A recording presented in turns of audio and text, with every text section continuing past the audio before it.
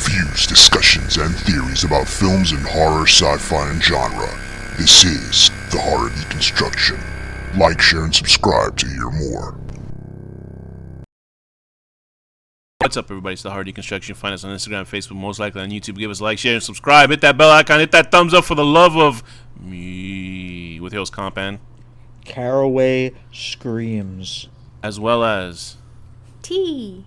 You know, it's funny. Danny walked out of the room and brought up that phrase, so it makes me think there's a woman somewhere in that house screaming for her. No, I'm eating rye bread. It's got caraway seeds in it.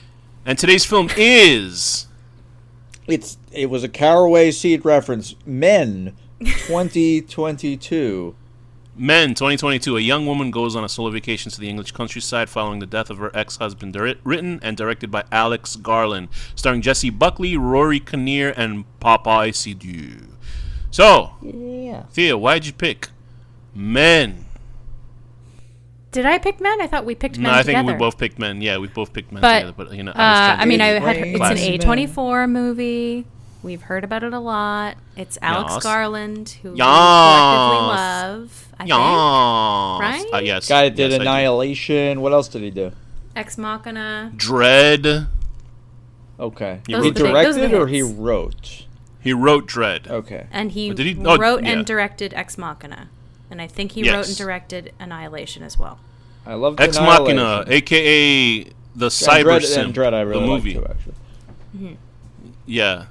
Just watch Ex Machina and you'll be like seeing that dude's like a total cyber simp. The guy who, Okay. what he does at the end. What a fool. What a buffoon. He also wrote the 28 Days Later movie, so that's an And important one. Sunshine, which Yes. Okay. I love. Yeah, I've seen that Yes. too. So I've seen a Although lot he, of his he stuff. wrote Cool. that one. He did not direct that one. Right. Yeah. So this is a movie that It is a movie. This is something, all right. It is? Alex Garland is a director that I think should be up there. Director-writer, or writer-director, whichever way you want to call him, is a writer-director that I think is as important as Ari Aster, is as important as the way people are sort of looking at. Who's Robert Eggers? Robert Eggers kind of fell off with The Northman, I think, for the most part with these other people. Well, that wasn't horror, But I think- it was a good movie. No, it was good. I liked it, but you know, people. It was It fine. didn't make $1 billion, and he didn't say Mjolnir in the movie. But I think he's a very important and very interesting filmmaker for all the interesting things that he does. I've yet to watch Devs, and I have to watch that movie. This seems to be a movie that is very divisive for Alex Garland fans or horror fans in general, and this movie is a perfect articulation of what people think all A24 movies are. Okay. Because a lot of people, when they hear A24, they think, oh, it's some art house horror movie that doesn't make any sense. And It this makes is the sense, movie. sort of. This is it. Well, this is that movie. Sort of. I enjoyed it, okay? But I can see how people be like, what the fuck did I just watch? Well, But the those thing is, people I'm watching suck. it because it's Alex Garland, and I appreciate Alex Garland, but I wouldn't say 100% that. Did you this know that is the A in A24 is for Alex Garland? Is it good? I don't think this is a complete thumbs up as for a film for Alex Garland, because I believe he was making a reach for a more artistic art house type of horror film where he was trying to do like Italian giallo. And I think that he's too smart for Italian giallo, so it kind of been crossed Ooh. wires. Some insults. I don't know what I'm just talking some shit. I'm not insulting him. I Making just some think that- insults here. Like the guy who did A Field in England and Kill List. Yeah. Like there's certain types of British Ben horror film, and Wheatley. obviously In the Right. Earth. Now Ben Wheatley's doing a fucking shark movie, which he's doing the Meg Part 2. I'm like, he's doing the Meg. Like, let him make his own fucking movies. Who gives a shit about the Meg Part 2? But Meg made enough money. So Thea, walk us into the storyline of Men if you can. So Harper is a character who's sort of recovering from an abusive relationship that ended in the suicide of her ex. Or attempted. We don't actually know if it's suicide or if he fell, I think, because Okay. Yeah, she could've we been eventually find out that he accidental. was maybe climbing down to her balcony. He looked and fell. surprised when he looked in the window. He does look surprised, so it might have been an accident. The only but thing he missing he did would have also been- threaten to kill himself. So The only thing missing from that is if he had a Wile E. Coyote sign in his hand with some phrase. just saying like "yowza." Go ahead, please continue. So that story is revealed in flashbacks. We don't actually know exactly what happened right off the top. All we know right off the top is that she's sort of taking a vacation by herself, which originally I think the sort of renter was like, "Oh, maybe are you here with your husband?" She's like, "Nah, not married anymore. He's dead." Yeah. Well, she But kind of yes, just said she's- she was getting a divorce. Right. She sort of plays it off as like, "Well, we're not together," but She still had her found out ring later on, that he's right? Passed on. Or I wasn't sure if she still had her ring I on. can't remember. I think he just had her under a different. She had booked it under her married Okay, name. right. Okay, right. So that was the confusion. So obviously there was a big storm about this movie before it even. Well, I guess for the internet it's a storm because it's called Men. It's like right. all the guys are like, "What the fuck is this about? You hate men?" Oh, you know, they're going crazy and stuff like that. Which I, in a sense, this sort of is. I mean, look at the people in this movie. How could you not hate them? So I think in this film there's a lot of things. And I think it's important that Thea talks in this episode just so we have the both of us can have a look at what this film is about. This makes me want to, you guys can know, critique Of course, my no. TV be as much as I reincarnated can. as a man-hating woman. That's true. Listen, I hate all men except for me. I'm the best. But with this movie, the true. way I interpret it for the most part. But let's get into the character first. I'll just do a quick sort of go around of the characters. Obviously, Jessie Buckley is an excellent fucking actor. Holy fuck, is she good? She's Yes. in a movie. If you can, Danny, believe it, or Thea believe it, she's in a. She's Harper. the She's man-hating. she's Harper. She's in a movie that's even more confounding than this one, which is a movie called I'm Thinking of Ending Things, which is Netflix, which is a movie that I want us to review sometime in the room. But it's even more Oh, yeah. It's Okay. I forgot that. I know. Was her. I was like, how do I know her? And then I was like, oh yeah. I felt like I recognized her, but I couldn't. It's the hair Yeah, is so- always different. And I'm Okay. Thinking of Yeah. Ending Things is also about a relationship, but it's even more confusing because the director of that one is a nutty guy. nuts. But he's a great writer. Well, no, a no, good right, nutty. it's A written good by nutty. the same. And Yeah, that's based on a novel that I loved. I had the audiobook of it, and it's a much clearer of what happens in that audiobook, and whatever happens in the movie is like something else. But I would suggest watching it just for her performance alone is great in it, because this movie is very similar to that, and I can't imagine Alex Garland. He must have picked her because of that film. I could only assume. But go watch that movie. Actually, listen to the audiobook, then watch the movie. But with this film, Thea laid out, she is out of a destructive relationship, and she's trying to get on her own ways. She meets the guy who's the homeowner who she's doing an Airbnb. A fantastic actor, Rory Kinnear. He's playing Jeffrey. He's playing multiple characters in here, or they're like He's playing everyone, including the they kid, badly I think. superimpose his face on Yeah. the kid. That's one of the worst effects. It was so bad. But it's no, like it is fucking But disturbing. just for the That's fact scary. that they can do that effect a lot better, it was like surprising that it didn't look that good in the kid. It just looked like he looked like he walked out of GoldenEye for Nintendo 64. There was also like a little bit of Papa Isidue as James, who was her ex-husband or whatever he is to her. There's also her best friend, played by Gail Rankin, who's Riley, who's like the, I guess another character for her to speak to that's not in-house, someone who she could talk to on the phone, and I thought that was handled well. They handled it realistically. When she could not get the address from her, she's like, just text it to me, so I thought she was well done for that type of character.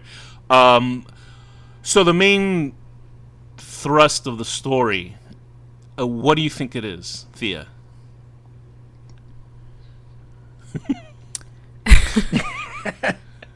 That men and the ways that they are socialized You How dare you? can come out as terrible in a number of different ways. Not Some all of them very, men, Womansplaining. Thea. some of them very obvious, and some of them more subtle. And so it's an interesting dissection of like all the different sort of versions of like what I toxic got- yeah, I masculinity think- can be. Not. At I least got for that a at same third of idea this that I movie. thought that these are she's essentially running into all the shitty types of guys that she could date, and they for some reason have manifested themselves. We do find out later on. I kind of thought they were all parts of her horrible ex-husband. That could be it. Which is what the birth thing that's sort of represents. what they eventually allude to, which is that they all are sort of they all compound into sort of him. Yeah. So an interesting. Go ahead. Yeah. So an interesting aspect of this film is that, which I thought I was like, oh, I'm smart because I got it, and then it actually turned out right that I actually got what it was, but I still didn't completely understand. It was the. You're not smart, but go on. It was the idea of the Green Man. The Green Man is first of all, the Green Man I only know of because of the band Typo Negative and they're one of the greatest albums of all time, which is October Rust, and they have a song called The Green Man, and it's about this forest entity that I guess keeps the Earth as green as it can. And in this film, you don't know anything about that. You don't know shit about that. This is all like you can only assume in this movie. That sculpture was supposed to be? Yes, because it's two. Yes. There's two facets of life in this. There's the male sculpture, which was the Green Man, which you see him come out. The guy the naked guy who's progressively turning into like foliage, and there's leaves coming out of his face. Yeah, that's the Green Man. And then I think she was becoming the human embodiment of the other statue, which was the name is here somewhere. There's a female religious. I saw it on the wiki. It was like not an English word. Sheila and right, yeah, she's the one that has her legs spread and she's, I guess, showing her vulva, as they say. And that's a representation of life and stuff like that too. Like people, I guess, were pretty progressive back then in the days. They weren't so fucking like they would have drawn pants on her nowadays if they built that statue. But yeah, so it's like two obviously completely different ideas. And apparently that the Green Man has infected this one town, and that's why there's no women in it. But this is all shit you have to guess. Green Man, it's saying, is about rebirth and spring and new birth. Well, certainly that's what happens at the end. It's why they shot it in spring, and there's so much green around her. And then also the house is supposed to represent sort of like a feminine. But why wouldn't there be men because of the Green Man? I feel like both of No, these it's all things men. are like no women. No, there are There's men. no women. Yeah, no, I'm men. sorry. I'm saying the opposite. Why wouldn't there be women? Why would the Green Man mean there'd be no women? It sounds like it's about rebirth, like healing and rebirth. I would have just assumed the women were in that town and they got the fuck out because all the creeps that were living there. Maybe. Well, yeah, no, I feel like and the that whole they all town look was the same. the whole town was just like her trauma she needed to go through to rebirth. That's the feeling I got out of it. Okay, so I'm going to read this very long Wikipedia thing. IMDb post. I'm going to try to cut it down. The two images sculpted on opposite sides of the church altar are well-known symbols in England, known as the Green Man and Sheila na gig, respectively. As the movie's premiere, Alex Garland stated that he had been obsessively trying to work them into a screenplay for the last 15 years. The Green Man is a very old male nature deity or forest spirit found on both secular and religious buildings all around the world. He is often depicted with a face made of foliage, and though his origins remain unclear, he usually symbolizes rebirth, specifically in the seasonal cycle of growth and decay. Sheila na gig, thought to mean Julia of the breasts in Irish, is found as sculptures mainly in Europe, especially Ireland, usually depicting a naked female with exposed breasts and vulva. Theories about her age and function vary. Most sculptures date to the 11th century, but some claim it is of Celtic origin, existing even before Christianity, symbol of fertility and childbirth. So I think what's happening is that I think the Green Man had no woman there. This is just a guess because nothing is blatantly said in this film at all. It's sort of like, even the ending is sort of like, hey, fuck you. It's like, take whatever you want. It's the same thing that happened in I'm thinking of ending thing, which is even more confusing, that ending, because I know what the fucking ending is. Well, now I have to. You have to see it because it's great. But that ending, I was like, what the fuck? And in this one, I was like, I feel like it makes sort of sense. It feels almost like what Alex Garland did was. And this is bad because I don't want to take away from Alex Garland, because obviously he worked on the script for a long time, for 15 years, obviously he's trying to figure out an idea. Is I think that he saw that movie and said, shit, I'll make something cool like that. And I'll make an ending that's as confusing as that and let people sort of take what they will. Obviously it means something to Alex Garland. He knows what the movie's about. He knows what the ending is. And I think in here, I'm just gonna let's all just take a guess at what the ending of this film is, because at the very lead the way with this is a movie where she's the expert. This is a movie where, well, first before we get into our interpretation of the ending, the general idea of this movie is that her character, the main character, is being menaced by all these men in this town. And they're trying to say it's her fault for her husband dying, or she's walking down and she can't be alone and enjoy nature by herself because there's some fucking creep running down in the tunnels after her. You know what I mean? There's a kid who's, because she won't play with him, he's a rude asshole to her. So basically, it's all the worst types of guys, like Thea said before, making themselves known to her, and she has no sort of breath she can take. The only guy that's like okay is the guy who owns the house. He seems to be the only one that doesn't seem to be a piece of shit. But he's an asshole too, and then he's screaming and trying to hit her with a car. Yeah, he reveals himself right, to but I'm saying on the outside, he seems to be the only one up until the very end. But his form of his form of toxicity is kind of the most subtle. Is it because assuming the husband and stuff like that? Well, it's just like making a lot of assumptions on her, and then sort of also treating her as like someone who needs to be saved. I see. A lot of the time. Hey, I guess I'm that guy, right? There's a few things like that. Does that move? At one point he goes outside like so condescending, like hello. Yeah. Like looking for the bad guys, like oh you're safe. Yeah. So I guess I figured out my toxic masculinity in that character, and I would assume Danny. I like to think I'm a good mix of all of them. And Danny's the little boy that yells at women if they don't play with him. Yeah. So, I do what I can. I do what I can. Lady mask on a dead bird. But I think so. She's menaced throughout the whole film, and then at the end. So Danny, this is why we wanted to do the movie with you, because usually Thea and I, if I don't want to waste Danny's time, we'll be like, let's go watch the movie and we'll talk about it. No, this is a very good movie. That finale. What can you explain, Danny? What happens in that finale? Because I figured you would appreciate it when I loved every menaced. moment of it. Well, go ahead. Well, my interpretation is that what physically happens on screen? What do you see on screen at the end? What's the big what happens? popcorn moment? Okay. First, Jeffrey or whatever, the guy that owns the house, chases her into the house. Well, tries to hit her with a car. Then one of these like patron guys that were at the bar chases her. Then the priest comes in and is trying to like rape her basically, and she stabs him. And then I guess he gives birth. Oh, no. First she cuts the arm down the middle. Yeah, that was amazing, which is like a symbol of like her husband's fall. Very, very brutal. Although I wasn't as grossed out as usually with hands being split. I'm sort of like, oh, but this one was like, I wasn't. As it started getting towards the webbing of the finger, I was like, no. Yeah, webbing is bad for me.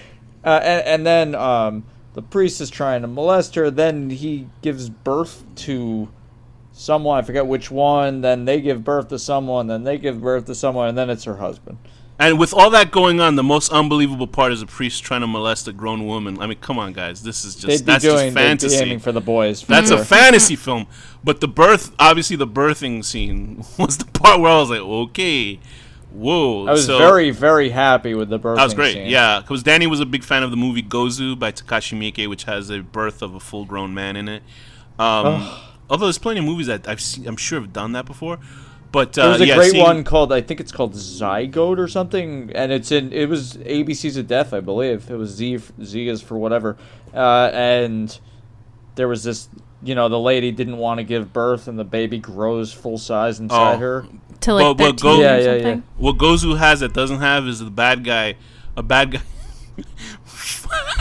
He accidentally falls on a soup ladle that goes up his ass and kills him. Now that's entertainment. But with this film, that really is one of the greatest scenes in cinema history. But so the birthing scene, you're just like, okay, so this creature just keeps birthing itself over and over. So obviously that means that all those guys are just one person that's just reproducing because they don't have a female sort of, unless it's a mixture of both, right? Because I was thinking it was all the bad personality traits rebirthing into its final form, which is this asshole husband that traumatized her. Yeah, and this whole town is just like a psychological test for her. So we get all that, we get this birthing creature, and then at the very end, that was what I thought. Her husband sits at the end at the couch next to her. He looks very nonplussed. And she's sitting there sort of shocked. She's beyond shocked. She's just like super traumatized. And she asks him, what does he want? And he's like, I want you to love me. And essentially that's where the movie ends. Right after she gets a phone call, she's outside and she's normal and she's even happy. So yeah, she supposedly. killed him, right? I don't think so. I don't But Thea, know. If he was he even ever there? Yeah. Thea, what I is think your so. what is your thought of this movie? What is happening in the finale of this movie? I don't really know. I mean, yeah, okay, we get like that these are different components of how toxic her ex was and the different ways that he sort of manipulated her and abused her. Sure. Why they're all birthing each other, I don't know.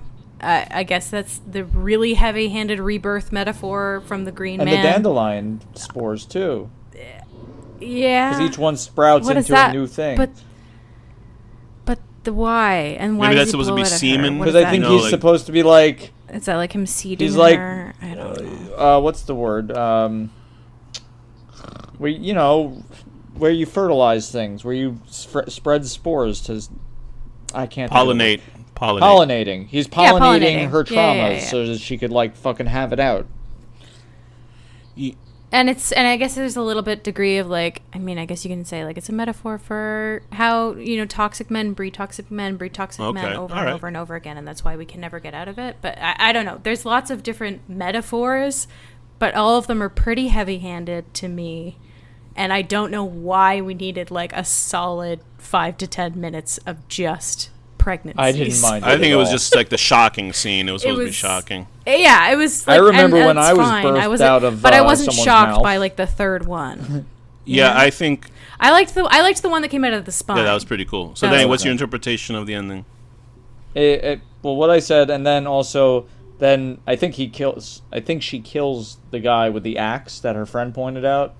Was my Okay. thought. And then the friend Oh, shows up true, and maybe. she's like a normal pregnant person and not like a monster pregnant person, and like saves Yeah, her. and it's like how the world basically. is supposed to be, kind of. And like saves her, and that's so it's like she got all her traumas out, and now here's her friend to like save her. I gotta Or, like, believe help her heal more. Or whatever. Now that Danny, that you said that, I gotta believe somebody's gonna be triggered by that, by that in some form. The movie where it's like the male pregnancy is like all toxic, but then it's like a woman pregnant, it's okay. Well, sort of thing, I'm not getting into. No, I'm not saying getting you. into that. All right, stuff. I'm not getting saying into, you. Like more no, just the I'm just concept saying in of general. Yeah. more like negativity versus positivity, not like gender stuff. Yeah, this isn't like a cis But trans. people Yeah, will, like, I'm not we're even looking going at there. cis men. I know I'm not giving saying birth. you, but I'm just saying somebody will find something wrong with that shit. Well, guys, if you want to interpret my words as bad, have fun with it. I don't know. What to say. I think obviously, as Thea and Danny had said, I think it's the culmination of all that shitty relationships. But I read somewhere that the big finale where she just asks him what he wants and he says, "I just want you to love me," is sort of seeing how weakened he was, and she just and I read it somewhere because this isn't my idea, but it's that she just accepted it, and that's it. Like, so she's not gonna stay with him or anything. She just wanted to know that this guy is like, not his evil, well, his childlike evilness of He's just wanting like an her, entitled asshole. right? That for the fact that she Yeah. understood it and she was able to accept that this guy was obviously a fucked up like dude, and And none of it was her right. fault. So then she like, cause the part where he's like threatening to kill himself, like shit, who hasn't done that? Not to their relationships. I haven't done that in a relationship. I've never done that in a relationship. I'll say that. But Every day. it's like, I can't have the sandwich. That's I'm how gonna I kill passed high myself. school. Yeah, right. Pretty much. So yeah, I think it's a very loosely interpretive film. Like that's where I think it's a little bit of a failure as in a narrative, because pretty much a lot of his storylines are smartly written, and this movie is smartly written, I think, because of the performances are so well made or well done. Sort of like Annihilation has this sort of weird And ending, that fucking but you know what actor that ending playing the is. guy, like he plays everyone. Yeah, he's great. He's I fantastic. didn't even realize at first that they were And then all if the you same guy. 'cause and it then was if you like- go on like YouTube and you see interviews with him, he's nothing like any of those guys. So it's so interesting. I how didn't good like. of an I had actor no he is. idea that it was the same people for like the first half of the movie. I was like thinking they look vaguely the same, but like I couldn't figure it out. And then like I realized, oh shit, they're all the same person. So yeah, I think Yeah. this is a pretty interesting Alex Garland film. I wouldn't say it's his best. But like I was saying before, even Alex Garland's worst movies are better than, and he doesn't have worse movies, I think. But even a bad movie by Alex Garland is much. You can get a lot more out of it than you would sort of any sort of shitty regular horror film or regular sort of any type of film.